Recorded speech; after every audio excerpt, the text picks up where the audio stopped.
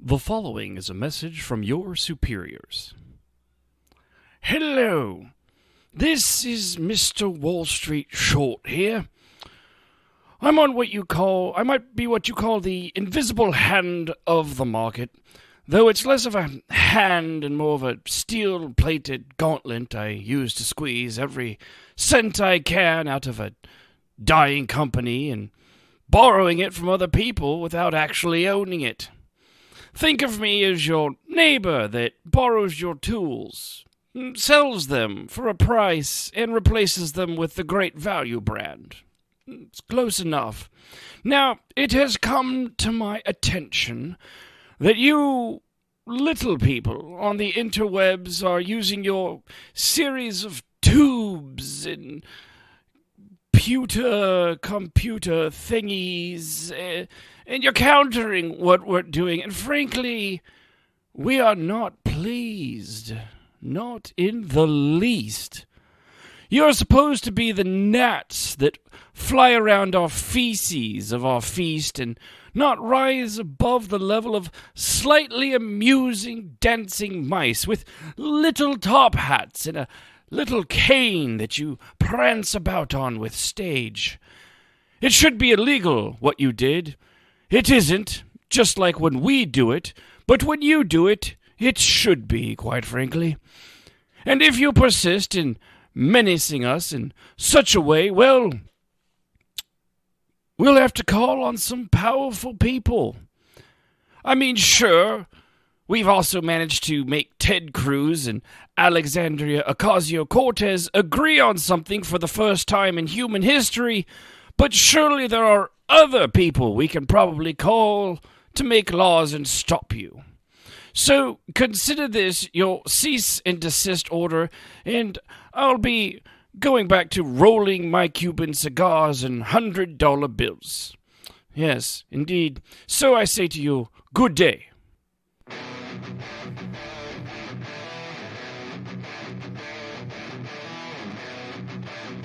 This is Crashed While Loading, the fusion of entertainment and information. Hello there. Weekly updates and opinions on video games, You were almost a Jill sandwich. You're right. movies, I'm about to do to you what Limp Bizkit did to music in the late 90s. TV shows, This is the way. This is the way. and so much more. JJ, what do you want to do tonight? Off. We need to go on a quick adventure. Hello, people of the interwebs. I hear you've been busy lately, and oddly enough, I can't find a lot of people, Elizabeth Warren notwithstanding, that really disagree with it. So hey, kudos to you for finally finding something everybody hates and doing something about it. Turns out people aren't fans of Wall Street. I love them, of course. Greed is good, and they've done nothing wrong. And how dare you people interrupt these billionaires by costing their companies. So far, I've seen between 19 billion and one I think is a little ridiculous. They said 70 billion. Now it seems a little out of sorts. But we're going to get to that later. So first, though, a few things. I've finally I mentioned it last episode, like in the notes. I didn't actually talk about it, which is probably something you should do when you mention it. Just a thought, maybe. But I've been playing Nier Automata Tonomoda. I think maybe I did talk about it. I don't know. I actually have. Was it T the Khajiit? If over on EA, she's an ESO streamer and she streams other things too, like Nier Automata. So I played the game and I beat it. Yeah, it was really quick. It was really super easy. It was like less than 20 hours and it was done. Just credits were rolling and everything was over. I knew that wasn't the end of it. It couldn't possibly be. And I'm not worried about spoilers. This game's been out for like 5 years now. I mean, I've managed to not be spoiled by it. Like, I had to look up the fact that the first time the credits roll, you just play through again as the other character, 9S, which is a weird naming convention. I always get them mixed up. It's a lot like droids. You know, I keep waiting for R2, D2, and C3PO to show up. But so far, no joy. But I got to the end of it, and I'm like, that was it? This is what everyone's been raving about? With that? This game's kind of dumb. I mean, the combat was pretty basic. The world was cool, and the cinematics were good, and the robots are super, very unique. They remind me of, I'm sure that's the actual intent, is the old little wind-up toys with the little feet that ring. I mean, that's clearly the inspiration.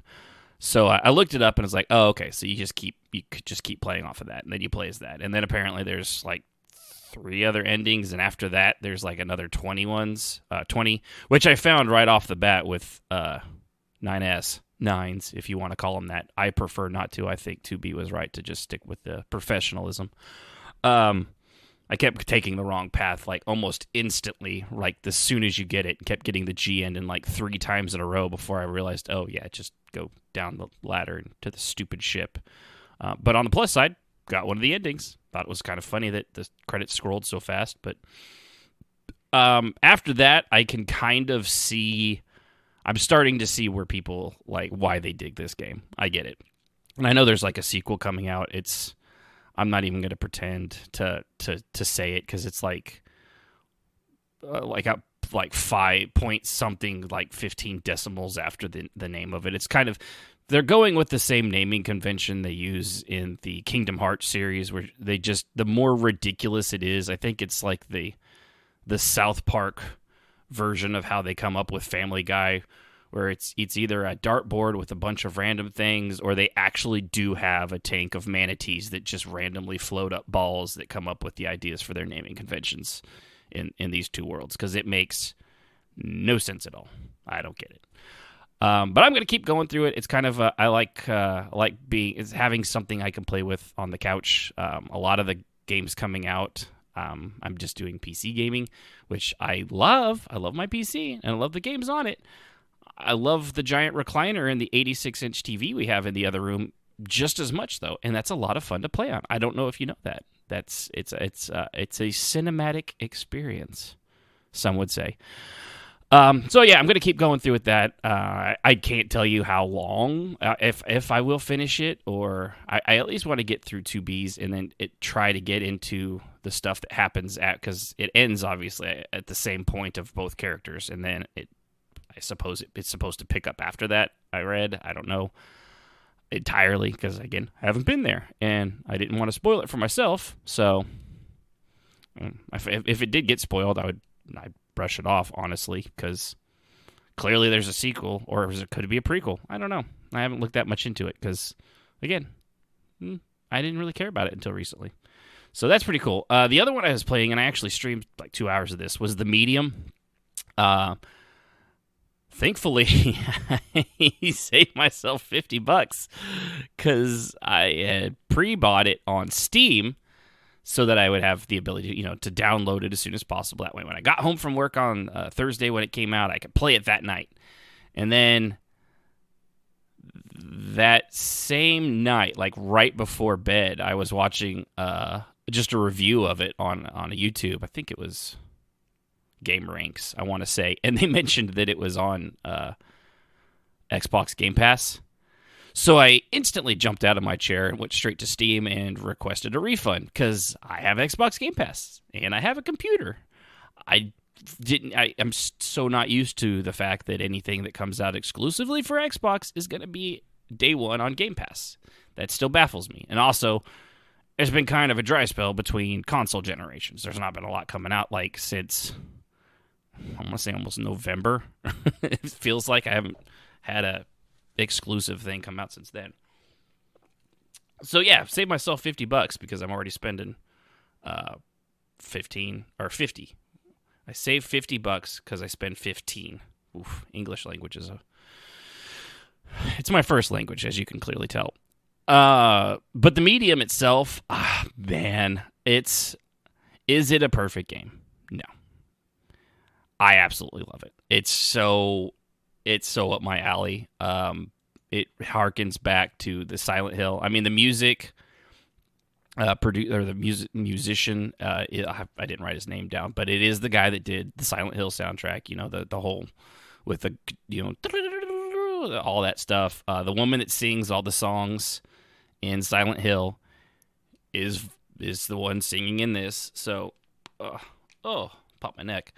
So that's awesome. It's very nostalgic. And while it is a 3D game, it's a fixed camera angle. You don't actually use the right stick to control the camera. They've gone through in every scene, and it fixes it. Sometimes it will follow you. Sometimes it won't. It's like the old it's like a cross between Resident Evil and the Silent Hill thing, where you don't have control of the camera. And it can be the only gripe I really probably have is sometimes there are I saw the couple other reviews mention it, and I thought, for early on, I thought, nah, it's not that. I've not had a problem. And then there's one or two times, it's pretty rare, where the camera angle shift is so drastic that the direction you're holding is suddenly the exact opposite direction you were just going. So you end up walking right back the way you came. That's probably the worst of it when it comes to controls. I mean, it's a little stiff. It does definitely mock or replicate that old way of doing it. There's no combat, which is super kind of cool, actually. It's all walking around the environment, which is great and super creepy. You click on, you find things, and then you focus in on the area, and you can manipulate it. You also she's a medium, so she's got like the spirit sense. But the real thing that kind of kicks it up a notch from the old one is how it plays the dual worlds next to each other, or sometimes it will be up and down. Sometimes one will be more pronounced on the screen than the other, and you see what she's actually seeing, and you see the spirit world through her spirit self, and you're playing. They're mirrored exactly. Of course, sometimes like a staircase might be out, so her physical self can't go up the staircase, but her spirit self can see the staircase is perfectly fine. Doesn't matter, though, because they both have to be able to go in the same direction. Otherwise, it doesn't work. So it leads to a lot of kind of interesting puzzles. The only one I've really been stumped on wasn't even a puzzle. It was just a chase scene, and I got to a part where it was a three-way, and it didn't look like there was anywhere to go. So I think if you watch the stream towards the end, I get a little frustrated. I actually even had to look it up, and even then I was like, I don't know what, so I just chose one, and it turns out one of them was the correct direction. And of course, it was the last one I picked. Straight was obviously the first one. Then I did right, and then I did left. And finally, after doing straight another 2 or 3 times, or trying to flash through the bugs, which also didn't work. So, but I'm really digging it. I love the story. In the trailers, the voiceover acting didn't sound all that great, and I don't know why that is. It sounded real stiff and real like 15 years ago for video games. In the game itself, it fits and it works perfectly, though. I don't know what the I don't know what the difference is. Thanks, GW. But it does work much better in the actual live game. I'm really looking. I've heard it's only like 6-8 hours, so another 2 or another 3-4 sessions, I'll probably be done with it. And I plan on streaming all of that because it's only on PC. Because guess what? I don't have an Xbox Series X. You know why? Because you still can't find the fucking things anywhere. That's why. So yeah, really, really enjoying that. It's if you liked Silent Hill and the old Resident Evil style games, it's definitely something to pick up. And it actually, if you do watch the stream, there's at least one part where I physically flinched and kind of thing in a very manly manner. It was a very manly kind of a thing. It wasn't. I screeched like a Japanese schoolgirl seeing her friends after summer break. It was pretty embarrassing, but it got me good. I was really invested in it. I'm like, ooh, what's cool? What's the eyeball? So, all right. That's that in ESO. That's pretty much what my rotation has been.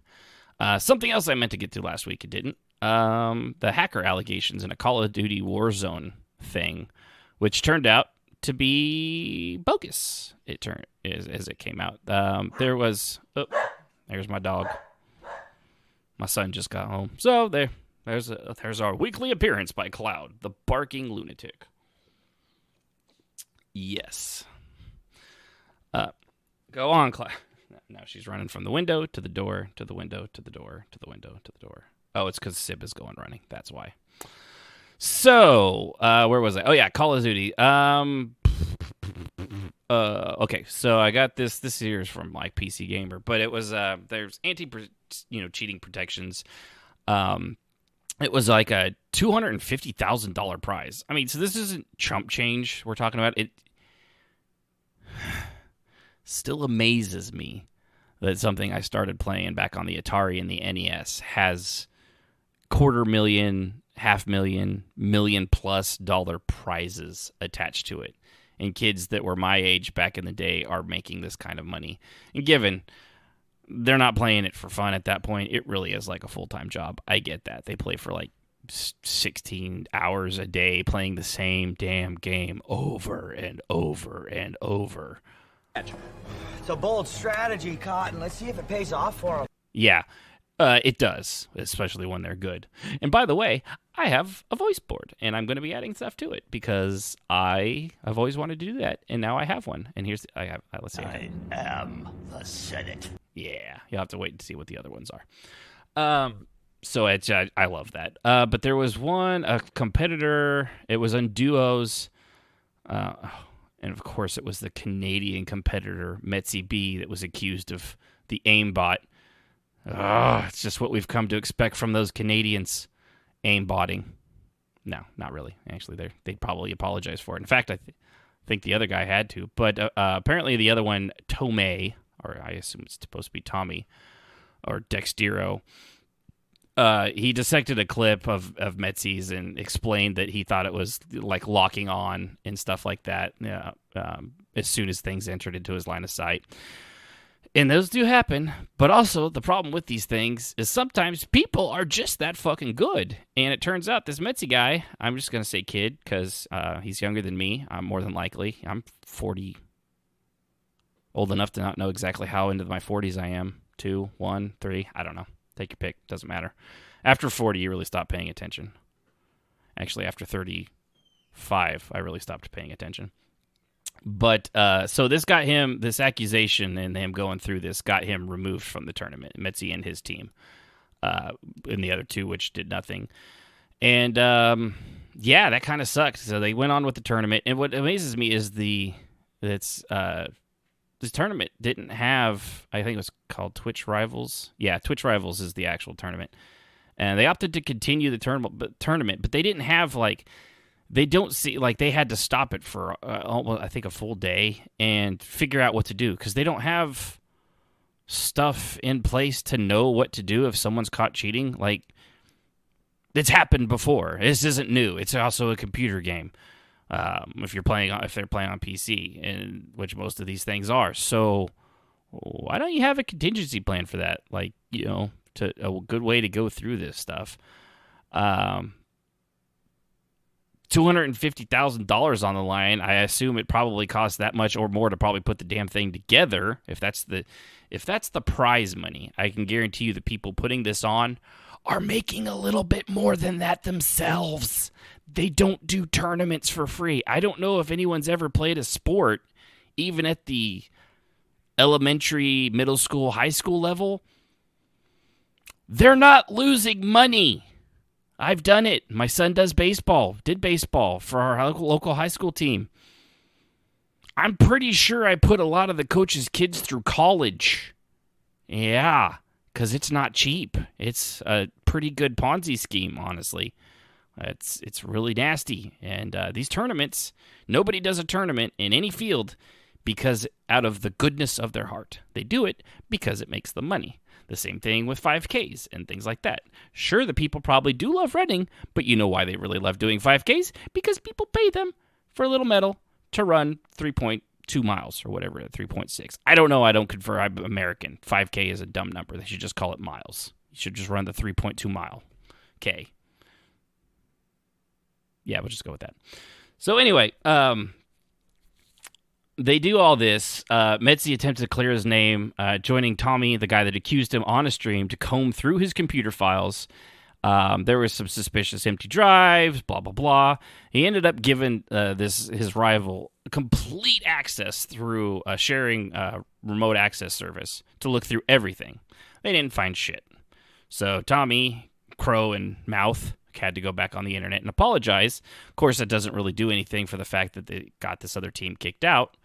And yeah, it's kind of a crappy deal, really. And I'm not huge into esports. This one, I don't know. I like Call of Duty. I like Warzone. And it turned out the kid wasn't cheating. So they really, really need to get this stuff done. Because there are cheaters. Because Warzone cheating, quoting Drifter, Warzone cheating is completely out of hand. There were people cheating in Twitch Rivals today. 2 of the 5 games I played tonight had cheaters. So he claims. Of course, you got to prove that stuff. And yeah, I understand in the day-to-day world of stuff like this, there are a lot of cheaters, but we're not on a professional level. There's not much these game companies either are willing or seem being able to do about them. I think it's a little more of the willing and how much resources it would take personally.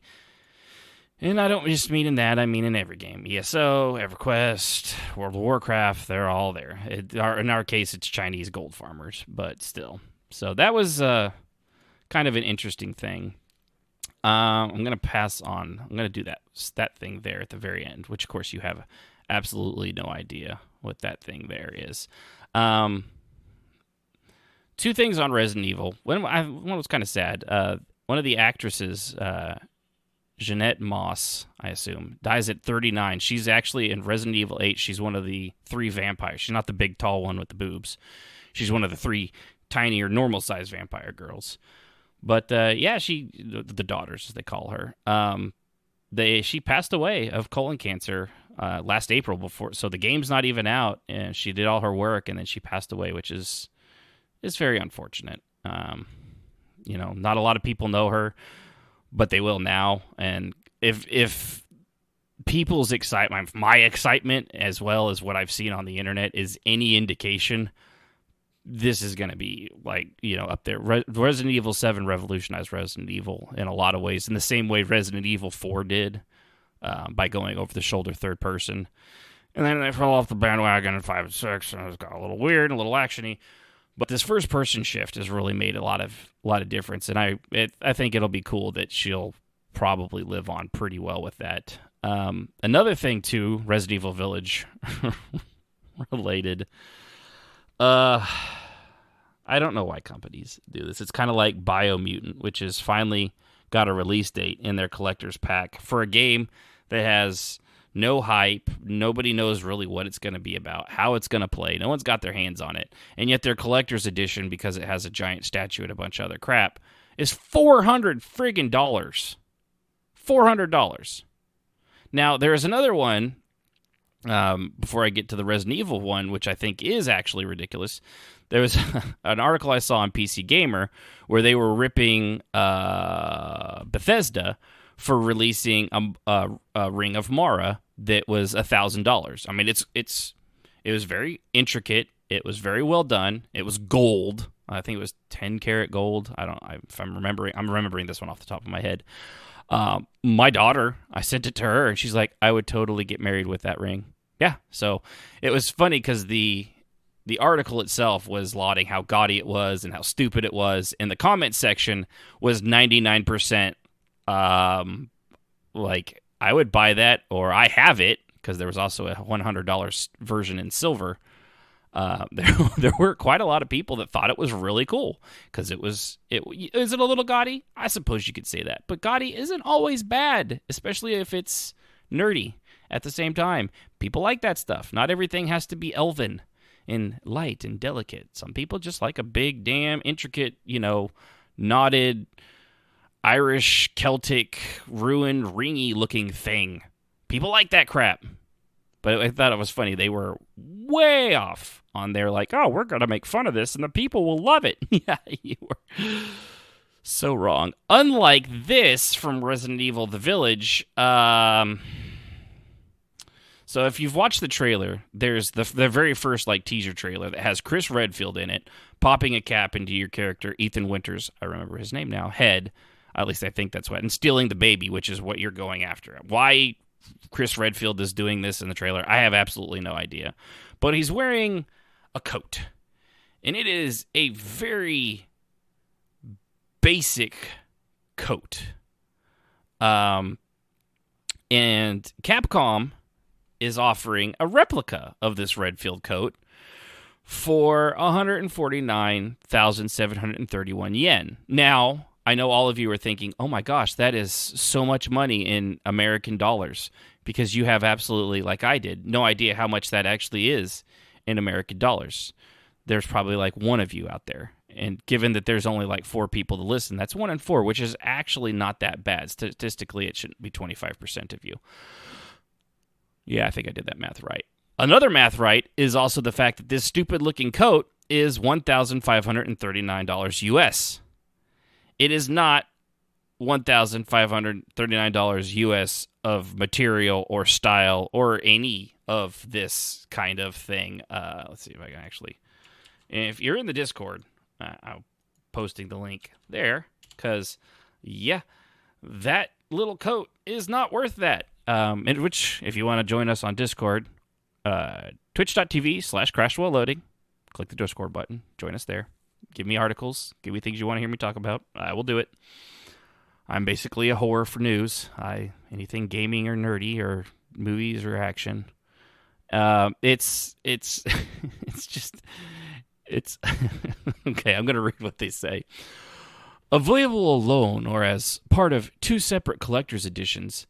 So which means there's going to be a Resident Evil collector's edition that's going to be over $1,500. Suddenly, the Biomutant one at $400 is looking a little less ridiculous. It comes in medium, large, extra large, and lore accurate original model, which is not actually a size. Yeah, the original model is not a size. That people don't know how big that is. For anyone with a colossal, broad-shouldered physique of a video game action hero. Again, not a size. And anybody that's got Chris Redfield shoulders, there's not very many of them that also play video games. I don't know if you're aware of this. There are some I actually have known bodybuilder role players and gamers. I forget which game I was playing. One guy, he was WWE big. He was massive. He spent like 6 hours a day working out. I think he actually was a wrestler of some kind, at least locally. He was a big boy. He was not somebody, and he played he played some of the funniest characters that were anything but strong. He was a pretty rare breed. But besides that, I suppose the original model would be for a guy like that. Can't imagine there's going to be selling a whole lot of that one. But so, even the article's like, I'm no menswear expert, but it seems like a lot for a boring coat. Yeah, it's a lot for any coat, to be honest with you. I can't even, like a TV, you could buy, depending on the size of your TV, you could buy a couple really good, like 65-inch TVs off of something like that, or like a 75-inch for $1,500. It's ridiculous. I don't know. I don't know why companies are always doing this. I don't get it. I'm not sure. So moving on. Another thing, and this is more on the streaming services ends. It was from IGN, and I've always kind of wondered this. It's an article on how often do you cancel a streaming service after your favorite show ends. For me, it depends. Like I did this for HBO during the Game of Thrones, and what was the other one? I'm totally blanking now. I just had it in my head. I don't remember what it's called though. The CBS one for Star Trek Discovery, which I still need to do for Discovery's latest season and Picard. I'll subscribe to it. I'll binge those shows, get them out of the way, and I'll cancel them.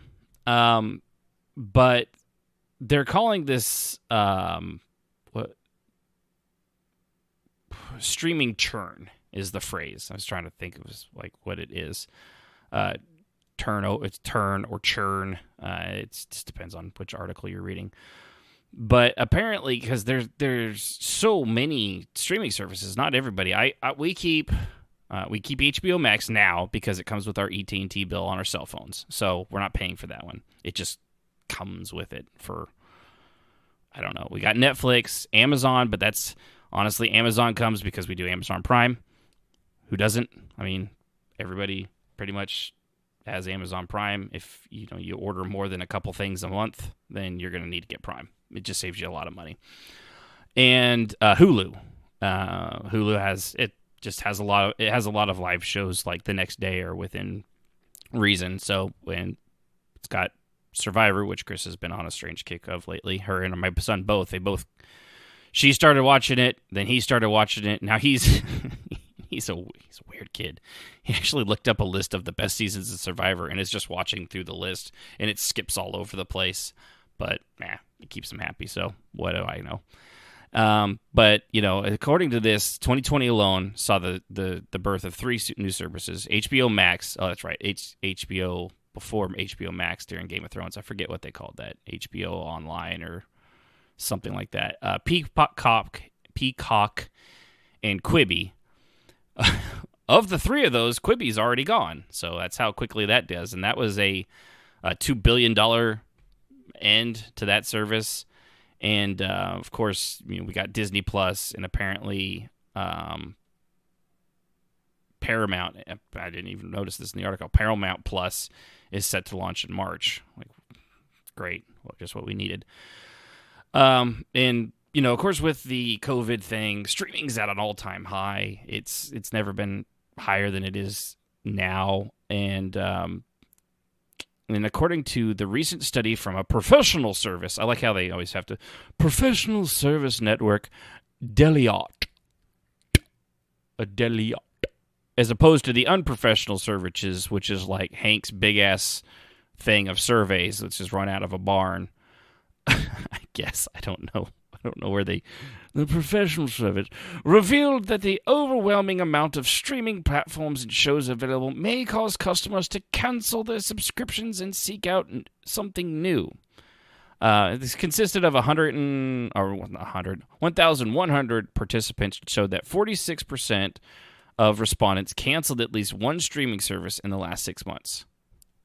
Guilty. And which is a rise from 20% who said the thing in a similar January 6 months before that, not this January, but last January, so a year ago. The majority of the participants, 62% to be exact, said that they canceled a particular service after finishing a TV series or movie. Churn. I put it in as turn, but it's actually churn, like churning butter, not turning butter, because you don't turn butter. If you turn butter, you're dumping things over and you're making a mess, and you just wasted the cow's time making all that delicious milk to be turned into butter, and now the Amish are pissed at you, and you've just lost your ability to build a barn. Yeah, so anyway, that went weird. But yeah, so they're talking through all this about how Netflix is currently they everything in these articles is always couched in a war, even though AGN and stuff like that always claims to hate the terms like console wars. And yet on this, Netflix is currently winning the war with its 200 million and growing subscriber base. And it's not a war. It's just they're just competing. It's competition. It's not now when Netflix launches first strike capabilities against Disney and Peacock, then it's a war. When the Patriot missile's flying and Netflix sends in, I don't know, Nicole from Nailed It over there with a bazooka, which she wouldn't do. I love her. She's one of my favorite shows on Netflix. Nailed It, if you haven't watched it. She's a big gal, though, so she's not going to run towards anything. Really, I think she'd probably be more of somebody that drives a tank. She does seem like she would be excellent at tank driving. And the crew, of course, Chef Jacques would be the gunner. He would be, being French, I don't know how well, and he'd probably just be shooting pastry cakes at people. He is a very talented cake artist. Well-known chef, so I assume that's how that would go. It'd just be the Disney Plus corporate headquarters just slathered in wedding cakes and fondant. to lock them in, and then they seal that up and they suffocate slowly in a building covered in fondant. This is how this ends. That's a war, okay? I just want to point that out. That's how actual war happens. So anyway, Disney's at 86.8 million, which is not bad because I think that service launched late 2019, so just over a year. Wait, no, that's not even a year. They've got, it feels like it's got to be a year because late 2019. Yeah, we're in 2021. Hey, by the way, everybody, it's 2021. I was still thinking it was December. I think we're at December 61st of 2020, and it turns out we actually did roll over the year. So good for me for finally figuring that. But yeah, so Disney Plus has been a little over a year now.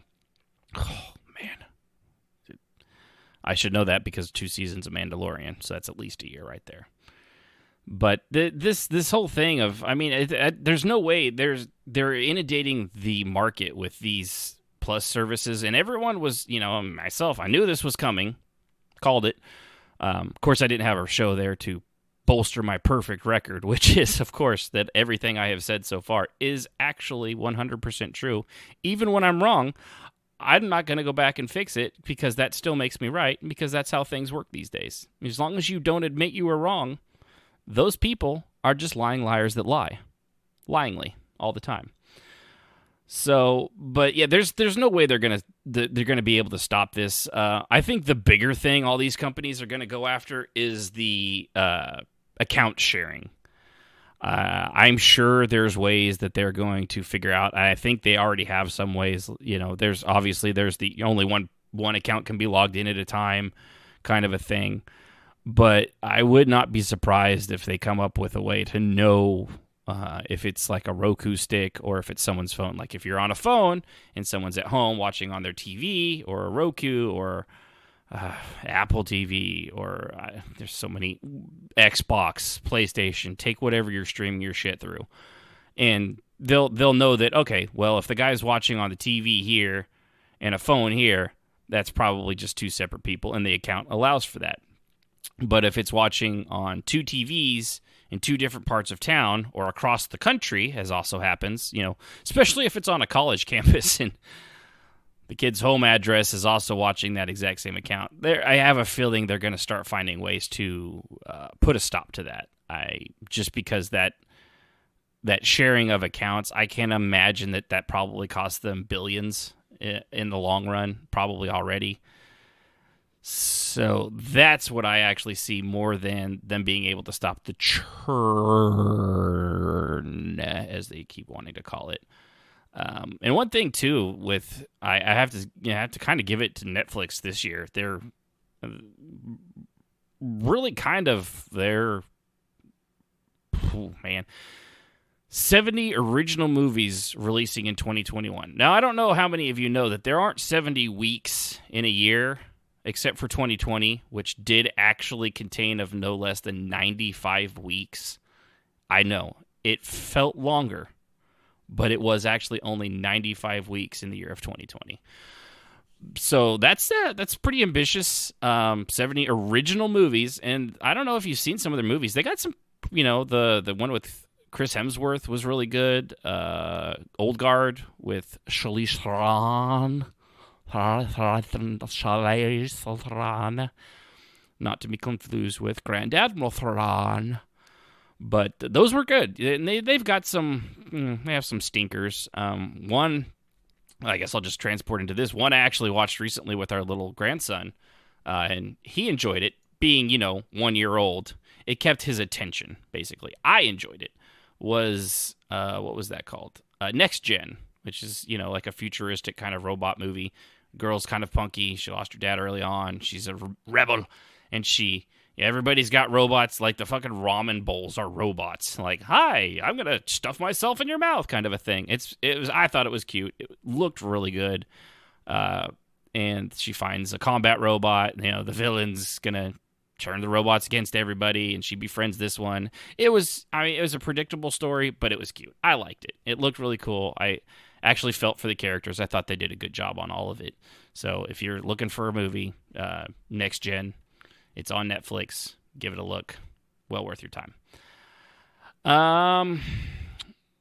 Let's save the cornea thing. And I'll do before we get to Reddit and Wall Street. One thing, I'm going to give you good news before we get to, I don't even know what's going on with, the Reddit thing. I mean, I do know what's going on, which is why I'm going to explain it to you. Israel regained sight after an artificial cornea transplant. Now, he was 78 years old, blind Israeli man. He regained his fight. He started fighting people because, that's what those 70-year-old Israelis do.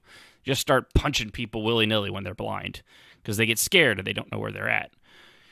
Unfortunately, it's oftentimes because, bombs or missiles and rockets are dropping on their heads and they're having to run to a shelter, but that's beside the point. But apparently this company, they've created artificial cornea transplants now, and it was successful. For this first time such a procedure has ever been successful. Pretty good.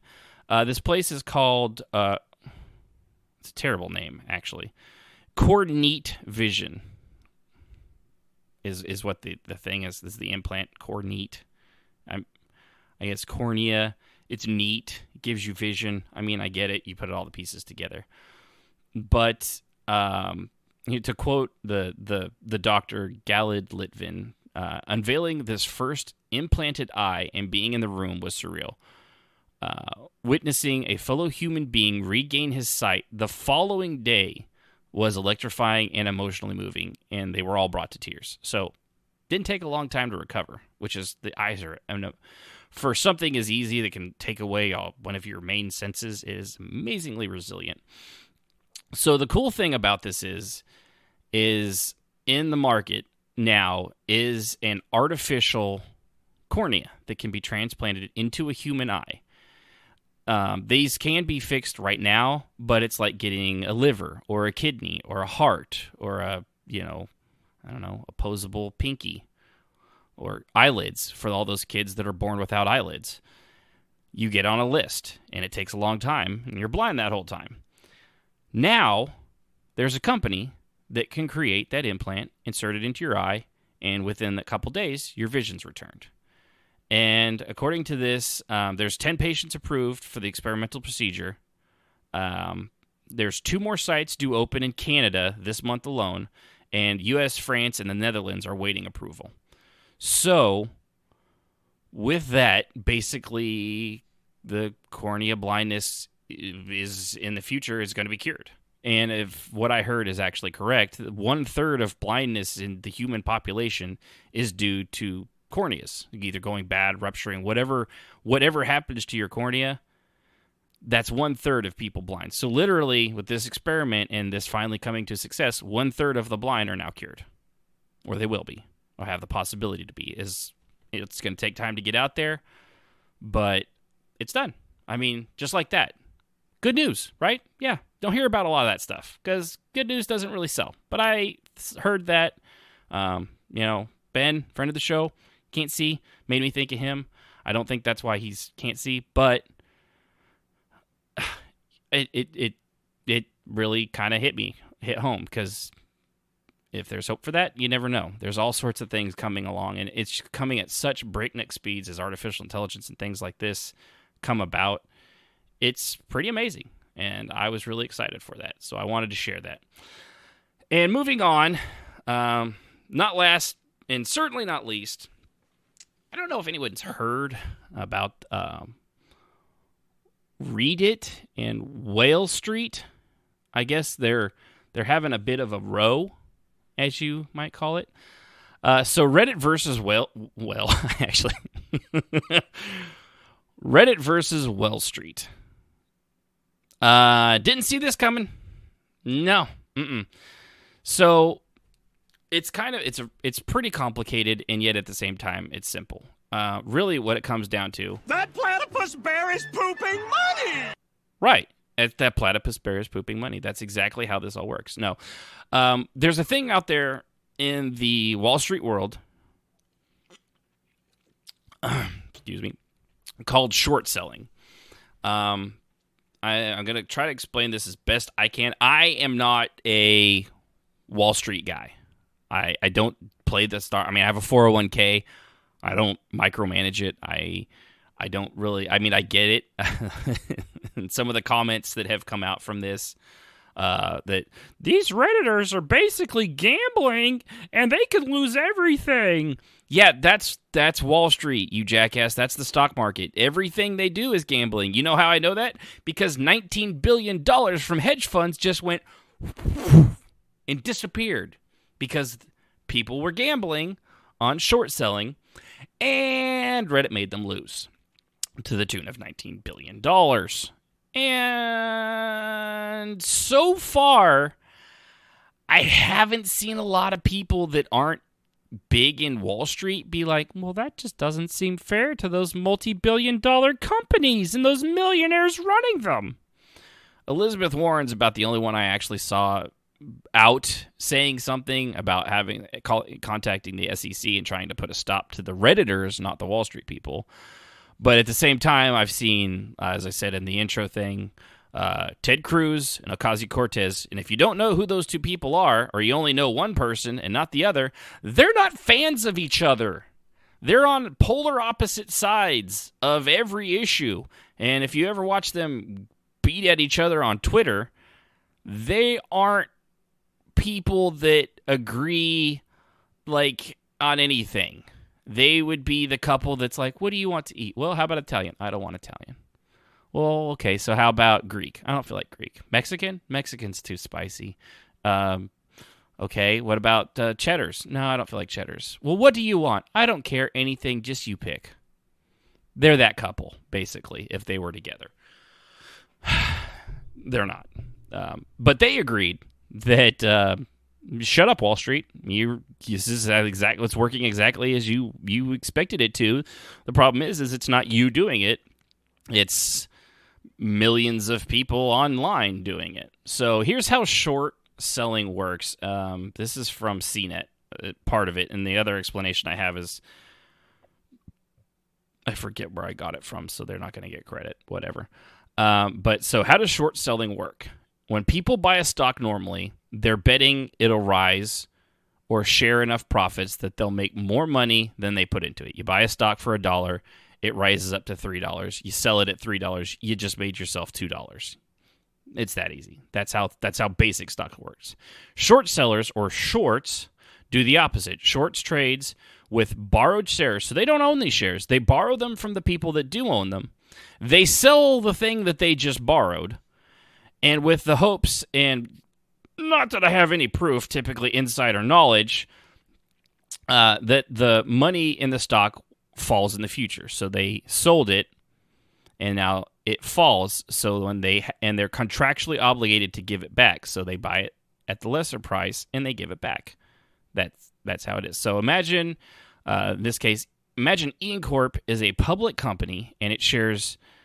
Our shares are worth $10. A short, the company, the hedge fund short, would borrow shares of Ian Corp and sell them for $10. Their bet is that Ian Corp stock will actually drop below that, maybe to $4.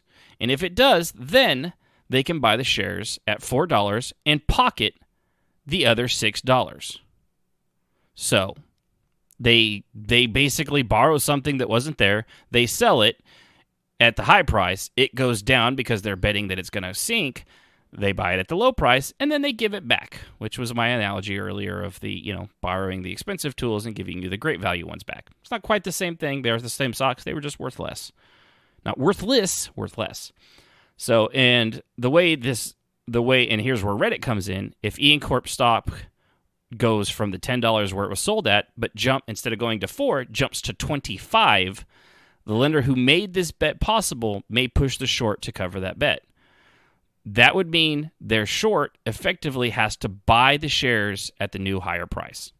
That's what this is all about. That's it. So if I have if Yunfei here, if Yunfei has 100 oranges, and those 100 oranges are $5, and I say, hey, Yunfei, I'm going to borrow your 100 oranges. And she says, cool.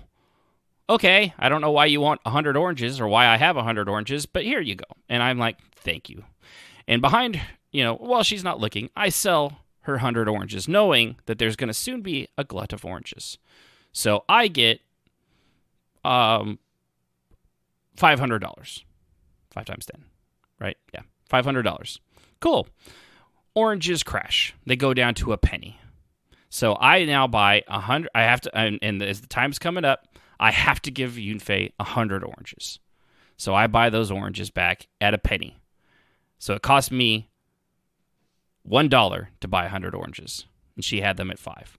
So then I give them back, and I've made, $499, and I give them back to her, and she's got her oranges. I mean, she wasn't going to sell them anyway, so that's just how that kind of works.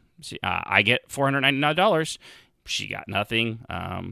The orange market crashed, for the company, and that's that. That's kind of how that works. And yes, and Yunfei also, as she pointed out, she will not have scurvy because she has 100 oranges, which is good because nobody wants to lose their teeth due to scurvy, especially on a long voyage. Just ask pretty much anyone before like the 1900s. It's not pretty. So that's kind of what this all happened, or how that's what the short selling. That's the brunt of this. So where this all comes down to is that Reddit, called Wall Street Bets, the Reddit Wall Street Bets, got together and did exactly that. Instead of, as these shorts were buying GameStop stock, expecting it to crash, they were going to make, they borrowed it, they sold it. It was going to crash down to something. I don't know what it was because, frankly, it didn't happen. And so when they found this out, there's a lot of Reddit gets a lot of crap, and there are a lot of shitty people on Reddit, don't get me wrong. There's also some places that are genius, and it's looking like a lot of these people on Wall Street Bets are in that market. So they sent the stock up to more than, okay, now mathematically, things like this is a Star Trek number. They skyrocketed the stock by more than 14,300%. Yeah, little bit high. So, and it didn't get any better when Elon Musk, modern day Tony Stark, got involved and just tweeted out randomly, "Game stonks." And then with him alone, that added like an extra, I don't even know how many. It jumped by a couple $100 because of him alone. I love that guy. He's just fucking great. And yes, it sounds like it shouldn't be legal, but it is legal. And honestly, what the Redditors do is also legal. And it's what the stock market does all the time in these billion-dollar hedge funds. This is what they do. It sounds awful, and you're betting on these things, but technically it's legal. Now, of course, some people are saying that it shouldn't be. At least, ironically, the hedge fund people are saying that it shouldn't be legal for the average everyday people, because the Redditors, they're not billionaires and millionaires and things like that. They're people like you and me. They honestly, I have a feeling a lot of this came because a certain $600 stimulus check had come out just a couple weeks before that, and I actually kind of like the idea that in a roundabout way, the government, which is always protecting Wall Street, no matter the administration, screwed over Wall Street with government money. I mean, given it's our money, we pay taxes. They were basically just paying us back from the way over taxation that we got. Remember, the Boston Tea Party was over like a 1% tax increase. Yeah, guess what you don't pay right now? 1% in anything. Taxes. Nothing. Yeah, there's nothing that's 1%. And they were throwing shit in the river, which, by the way, still tasted like feces, even with all that tea in it. I don't know. A lot of people don't historically know that, but there were people there and they tasted it and still did not taste like cocoa ginger mint. It just tasted like human feces and sewage, which was running into the river at the time. How do I know that? Because I just made it up. But it stands to reason that's probably true. So this is what's been going on. The thing that's really getting as weird as this was, like, I think this would have passed because everyone knows GameStop's on the out. I mean, we've known it for years. They've been closing, they closed, I think, 300 stores last year or the year before. I mean, they're closing them down by the hundreds. I think we've lost one locally here because we had one in a mall and one across the street. I think one of the two might be gone now. And then there was one 5 miles down the road in a different, but it was in a different town, and it's still open. It's completely remodeled. It's got the stupid couches where you could sit and play video games, which, by the way, I deliver their mail. Nobody's ever in there playing video games. It's almost like nobody wants to sit down and touch a controller over and over that other people have used during a pandemic and sit in a leather chair. Sorry, a pleather chair. Also, a lot of Asian countries have those cafes. Here in America, we don't really do that. I assume maybe some of the major cities might have stuff like that, but most people here just have their own private computer and don't, get their COVID-riddled jam hands on everything. So that's beside the point. So there's the other thing that I think kept this going and is going to keep this going is these app-based traders. The worst of which, and at least the most prolific, I think, is largely because of their name, Robinhood. Based on the guy that would rob from the rich and give to the poor. That guy. I don't know if anyone's ever seen a movie ever made by Disney that kind of represents that, or Mel Brooks. They manly men, we're men in tights. Yes, it's that kind of thing. They're not that kind of Robin Hood. TD Ameritrade and Webull all responded to these fluctuations by restricting. Wow. See, this is why you should stay in school, kids. I did, and I still can't read. Restricting trades of GameStop and AMC and other fast-moving stocks on their services. Because the reason for this is after GameStop, they moved on to AMC. I think they're eyeballing BlackBerry was another one. And I think my favorite tweet of all time came from the one and only remaining Blockbuster asking Reddit to do its thing for Blockbuster. Could we please do that? The only Blockbuster that we have a Blockbuster here in town, at least we have the building, it's a mattress store. It's a shitty mattress store at that. I would prefer to have the Blockbuster. I don't even need it to be open. I just want to drive by a building that has a big Blockbuster sign on it and think, man, I loved Blockbuster. That's all I need. Yeah. So, with this, Robinhood drew particular ire. Rashid Tlaib, Alexandria Ocasio-Cortez, and Senator Ted Cruz, because they both have Hispanic names. See how that works? To criticize its decision. Some people had already raised concerns with Robinhood before, saying it gamified stock trading, which stock trading is basically gambling. It's like billion-dollar loot boxes or, 401k loot boxes. I remember the stock market being explained to me in elementary school as basically gambling. And I was in elementary. I don't even think I really even understood the term of gambling yet. Not fully. So, gamifying stock trading, they make it easier. They make it so that the idiots like me and you can actually do it and not have to call, pay off some stockbroker to do it for us. We just do it ourselves, which is the miracle of modern technology, right up until, of course, things happen that the people like Robinhood don't like. And now, and some people, they've accused it of outright market manipulation, including through at least one class action suit already filed. Robinhood is in part said Friday that the market rules effectively forced it to put these restrictions in place. No, it didn't. Now, I also heard from a lot of these places like Robinhood. Robinhood is basically the stockbroker version of Facebook. You're using them to buy your stocks. You're using them to make money.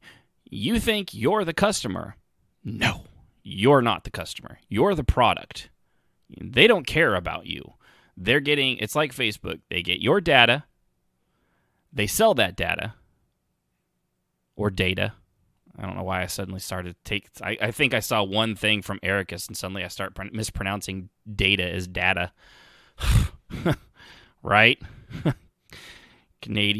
French Canadians and Europeans. Data. Before you know it, I'll be saying I have to schedule something. Picard. But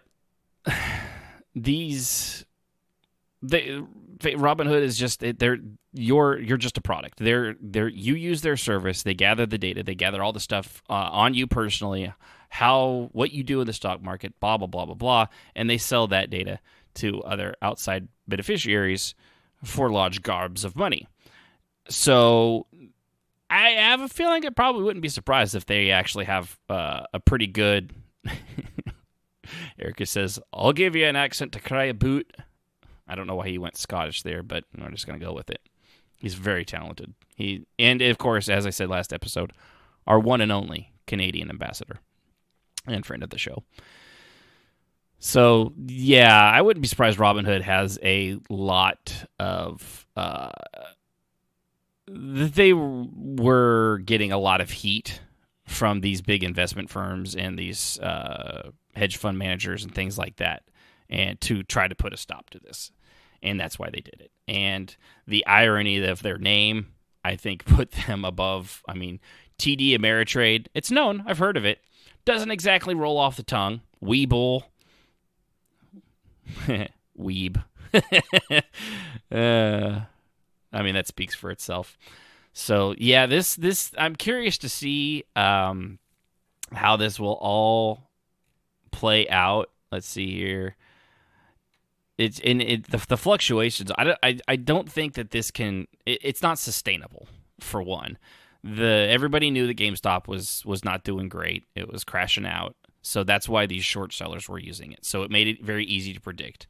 It's not worked nearly as well with AMC or BlackBerry because AMC is still around. It's still fairly, given it's not doing good because of, COVID and the fact that movies they're coming out. And believe it or not, we drove by a movie theater on our way to eat. Yes, we actually eat out here in the area. The movie theater, I don't know, quarter to 1/3 of the parking lot was filled up, and that was on a Friday night at about, I don't know, 4:30, 5 o'clock, give or take, maybe. I can't remember the exact time. I had fish. It was delicious. But, so those, that was a Cinemark. So they're just not doing great, but you also can't, it's kind of hard for these short traders to do that with those. I don't think they're really investing, so it's up for the Redditors to figure out what's being short traded and screw that over. That's what really made this work. I think that combined also with our generation's nostalgia for GameStop. Obviously, a lot of Redditors are going to have a nostalgia for GameStop. We love GameStop, even if they will only, I mean, their stock could be at $400, and you could take it in there and be like, best we could do is store credit for $1.50. That's just, that's the joke. You know why it's a joke? Because that's exactly how the company operates. It's not a very well-maintained company. It doesn't really work that great anymore, especially with digital stuff. But I think all of those little pieces played into it. And so where's it going to go from here? I don't know, honestly. I don't think it's gonna be something long term that's gonna be able to keep going. What might change that, depending, is if, as Mr. Wall Street Short threatened at the beginning, they get government involved. If government gets in, I'm not gonna go too far into politics here, but if the Biden administration does get involved, which he's been completely silent on all this, on one way or the other. So I have no idea. So has Kamala Harris and Pretty much everybody else, the only ones I've really seen are like what they said up here, Cruz. Well, actually, that's not true. There's been a lot of senators and congressmen standing up, like, ha ha, basically, every one of their tweets is like, Good news, everyone. yeah, pretty much everyone's doing that. It's just, I think there's a handful that are like, yeah, we need to have the SEC stop this and Reddit and stuff like that. I'm like, yeah, do you though? I mean, what they did is illegal. You can't is it posthumously? Posthumously? Not good with words. Words are good. But you can't go back just because it happened. I mean, even I'm not a huge fan of Jon Stewart's anymore. He was funny at the start, and then he just got so preachy. But even his tweet was, this is bullshit. The Redditors aren't cheating. They're joining the Wall Street insiders. They're joining a party Wall Street insiders have been enjoying for years. Shut them down. Maybe sue them for copyright infringement instead. We learned nothing from 2008. Love Stu Beef, which I guess that's what he calls himself when he's alone. Stu Beef. Who knew? So it's just, I don't know. We'll have to wait and see how it goes. But if the government gets involved and starts doing that, this is going to drag out a long time. Another one too, which is actually very disappointing to me, was Discord. The Wall Street Bets people from Reddit had a Discord server, and a Discord server, and Discord shut it down. And as Elon Musk said, even Discord has gone corpo, which, love my man. Way to go, Stark. That being a Cyberpunk 2077 reference. And also, by the way, when he mentioned that, their stock went up by 19% for CD Projekt Red, which shows the power of this guy. Just his tweets. I love that. So yeah, that was actually really disappointing that Discord banned their community, supposedly for violating its rules against hate speech and glorification of violence. Apparently some of the nastier enemies of the community had repeatedly broken Discord's rule, which is fine. So you ban those people. You don't ban the whole community, especially when it's Wall Street Bets. If people are, breaking, they're glorifying, saying racist things and glorifying the violence of any riot. I don't care if it's the ones that are happening all summer or the ones that happen at the Capitol. If you're glorifying riots, if you're glorifying riots, you're a piece of shit. Violence is not the good thing. I mean, sometimes it feels really good, like when that fat kid was getting bullied by the skinny kid, and he just picked him up and body slammed him. Now that level of violence, I mean, that's also self defense. Any of us that were ever picked on in school, it just felt kind of good. Yeah, it was like, you kind of had that coming, you little shit heel. Don't pick on people, and you won't get body slammed by a kid that weighs 150 pounds more than you. And yes, Eric, it was the last episode, I think, we talked about the big goth lady from RE, and why the two main reasons why everyone loves her. So yeah, that was last episode, which you can, of course, get on any podcast. Just look up Crashed While Loading, any podcast app you use. It's on iTunes, which, by the way, give it a review if you like the show, if you like what's going on. I'd appreciate it. I'm trying to do this every week. So far, 3 weeks in a row. 3 weeks in a row. And counting is still my strongest suit, next to my humility, which, of course, is my favorite aspect about myself, because I'm amazing at it. So that's where we're at with Reddit. I have no doubt I'll probably be talking about this in some capacity next week. I don't know how. I don't know what. We're just going to have to friggin' wait and see. So one last thing before we go, and kind of end it on a somber note. One of my all-time favorite sci-fi shows is Babylon 5. Love that. It doesn't hold up the best because it was one of the first shows to also use like CG space scenes and things like that. The first season, especially, and the pilot, quote unquote, is actually a movie, a made-for-TV movie. And You could tell like the Centauri's hair is not quite right. The Minbari Delenn and stuff, she's much more manly looking. Like they didn't, and much more scraggly in the facial appliances later on. And when the season started or the show started, they softened that. And of course, later on she gets hair and stuff like that. But speaking of Delenn, Mira Frelaine passed away. And I actually did. I missed it. She passed away on the 22nd of January, according to her Twitter account. She was 65. She was also she played Danielle Rosea in Lost, which is a show I've never seen, so I wasn't as familiar with that. But honestly, her depiction of Delenn in her delivery of that, she was a Croatian actress, just fantastic. I actually had the pleasure of meeting her once. Even though it wasn't actually a pleasure, she was kind of a bitch. But I think it was towards the end of the con after 3 days.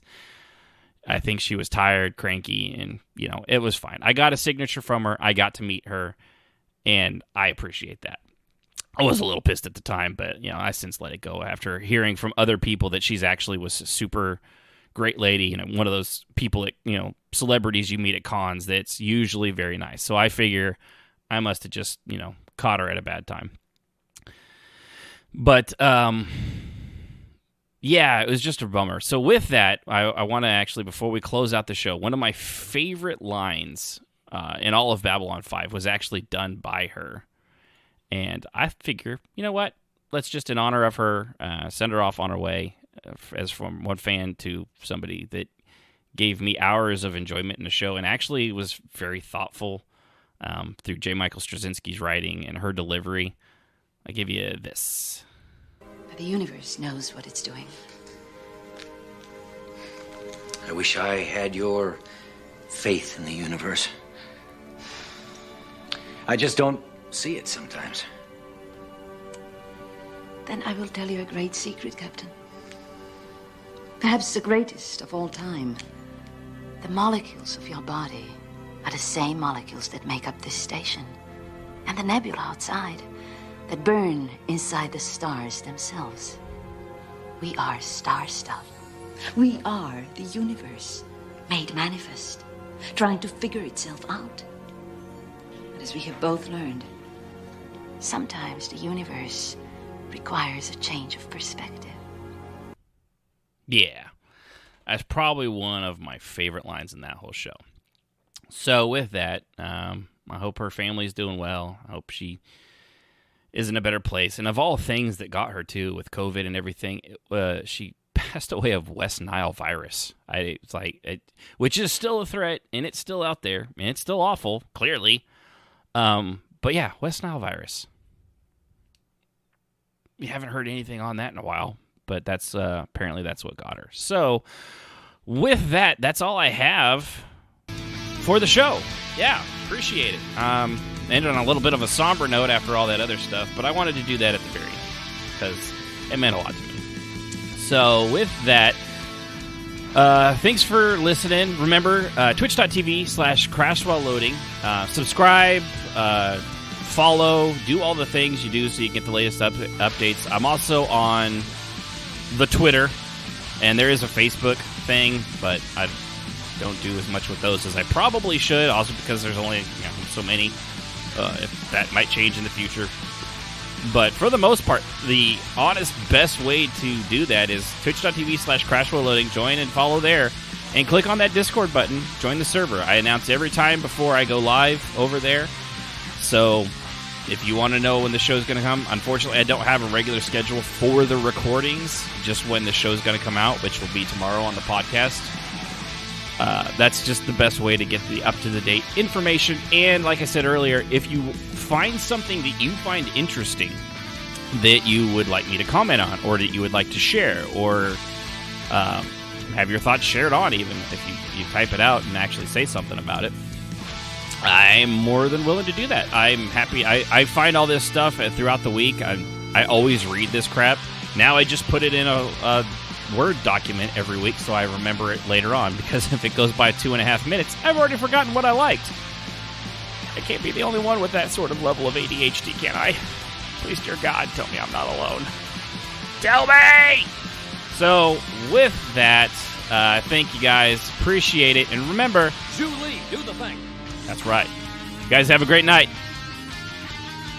Or day. I don't know when you're listening to this. Have a good one. There you go. That's it. That's a better one. Music, as always, is provided by Husky by the Geek. Visit him at youtube.com/HuskyByTheGeek to hear all his latest in video game rock covers and original music.